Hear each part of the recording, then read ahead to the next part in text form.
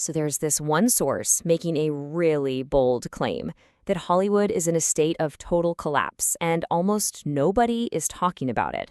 And today, we're going to break down their argument, piece by piece, from shocking job losses to a battle with AI that they are calling an existential threat. And really, their whole argument boils down to this one kind of staggering question. I mean, just think about it for a second. How does an industry that basically shapes global culture lose nearly half of its workforce in just 24 months? So let's dig in and see how they actually get to that number. All right, so this is the big headline claim from the source material, just a huge, dramatic number, 42,000 jobs gone. So you got to ask, where is that number coming from? And is that really the whole picture? Okay, so first up, let's unpack these numbers. The source basically calls the situation in LA a real-life disaster movie. And yeah, they've got some specific figures they say back that up. You know, according to the source, this phrase started making the rounds among people in the industry. Survive till 25. It's pretty bleak, right? It just really captures this feeling of anxiety and, well, instability, where just hanging on is the name of the game for a lot of folks. Okay, so let's set a baseline here. The source, and they're citing the Bureau of Labor Statistics, says that back in 2022, the motion picture industry in LA County had about 142,000 people. Keep that number in your head. Fast forward to the end of 2024, and boom, that number has reportedly dropped to just 100,000 jobs. That is a loss of 42,000 jobs in just 2 years. That's almost a third of the entire workforce. But the source argues the reality is actually even worse. So this is where it gets really interesting. This is how the source gets to that half the industry is gone idea. They point right at TV production, where the number of shoot days in LA just cratered. We're talking a drop of over 58% in 3 years. So they're saying, look, with a drop that catastrophic in such a key area, the real job loss has to be way bigger than just 1/3. So, where did all the money go? Well, the source ties these job losses directly to what they call a crisis at the box office. And their argument is pretty simple. If people stop showing up to watch the movies, the jobs, well, they just vanish. The source uses a recent weekend's box office as Exhibit A.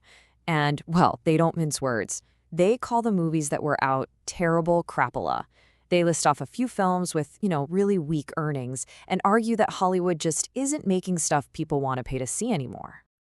And this right here, this is a perfect illustration of their point about desperation. They point out that the #1 movie that weekend didn't even come from a major studio like Warner Brothers or Disney. Nope, it was a Taylor Swift concert film. And get this, it was distributed by AMC Theaters, the actual movie theater chain. Yeah, this quote really sums up their whole argument. The claim is that AMC literally looked at the lineup of movies coming from the studios, said, uh-oh, we're in trouble, and decided to release a movie themselves just to get butts in seats. Okay, so why is all this happening?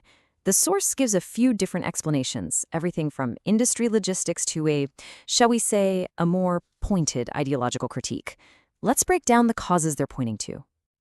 Now, to be fair, the source does touch on some of the more conventional reasons. They mention the fallout from the big writer and actor strikes, the fact that productions are just moving to other states or even other countries, and that California is losing out on tax credits. And to really hammer home that point about productions leaving, the source claims California isn't the top dog for filming anymore. Not even close. They say it's dropped all the way to 6th in the world, behind places like Toronto, the UK, and even Vancouver. And when the productions leave, the jobs go with them. But here's where the source makes a pivot to a much more politically charged argument. They argue that before Hollywood started going overseas, a ton of productions were moving to Georgia, and the video alleges, and this is their claim, that Hollywood ditched Georgia because, quote, they hate red states, and they'd rather leave the U.S. entirely than film there. And all of that brings us to what the source calls the final blow, the big existential threat to the entire industry, and that is generative AI. They see this as the final battle for Hollywood's very survival. The specific technology at the center of all this is something called Sora 2. The way the source describes it, it's an AI that can create incredibly realistic video clips just from a text prompt. And here's the kicker. It can apparently generate knockoffs of famous copyrighted characters. So this slide really lays out the conflict, at least as the source sees it. On one side, you've got the MPA, the big Hollywood lobby, demanding that OpenAI stop people from infringing on their copyrights. But the source says, hey, this isn't just some boring legal fight. They frame it as Hollywood's last desperate stand to gatekeep its intellectual property, because that's the only valuable thing they have left. So why is this intellectual property fight so critical? Well, according to the source, it's because the industry's whole creative engine is busted.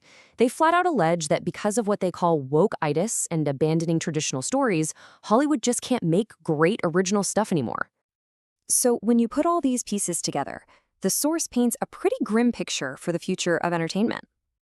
Okay, so let's recap the source's argument for how this collapse happens. Step 1, they say a creative failure driven by woke-itis pushes the audience away.